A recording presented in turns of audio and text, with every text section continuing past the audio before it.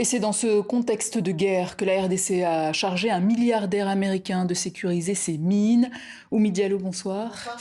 Oumi, vous nous parlez ce soir d'Eric Prince, un homme de l'ombre dont le portrait passionne les abonnés des réseaux sociaux de TV5 et dont l'histoire est tristement liée à l'Afrique. Effectivement, hein, Nidia, son surnom, le businessman de la guerre, ex-membre des forces spéciales de la marine américaine, il communique beaucoup sur le fait que c'est face à l'inaction de la communauté internationale lors du génocide des Tutsis au Rwanda qu'il décide de fonder Blackwater, la plus grande société privée de mercenaires.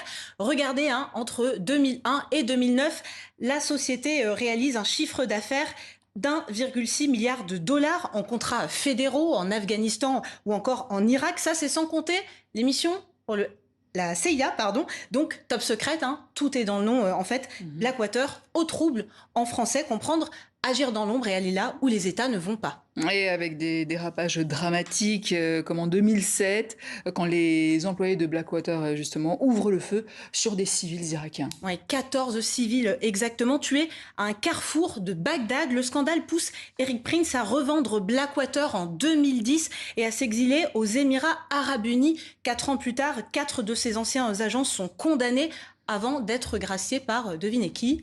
Donald Trump. Donald Trump, en effet, en 2020, depuis, Eric Prince, un ultra-conservateur, est resté très proche du président américain qu'il consacrait pour les opérations militaires extérieures. Et selon le New York Times, après Blackwater, Eric Prince rebâtit un vaste réseau de sociétés écrans, dont FSG, créé en 2014 avec des fonds chinois. Effectivement, FSG propose un appui militaire des services logistiques et de sécurité, là aussi plus ou moins opaque. Parmi ces terrains d'intervention, on peut citer l'Équateur, Haïti, le Mozambique ou encore la Libye, des terrains difficiles, voire chaotiques. Et est-ce pour cette expérience que le gouvernement congolais lui a confié la sécurité des mines ? Alors en tout cas, Kinshasa semble apprécier la méthode Prince, puisque FSG est déjà présente depuis 10 ans en RDC en réalité, pour collecter des taxes minières et réduire la contrebande transfrontalière notamment.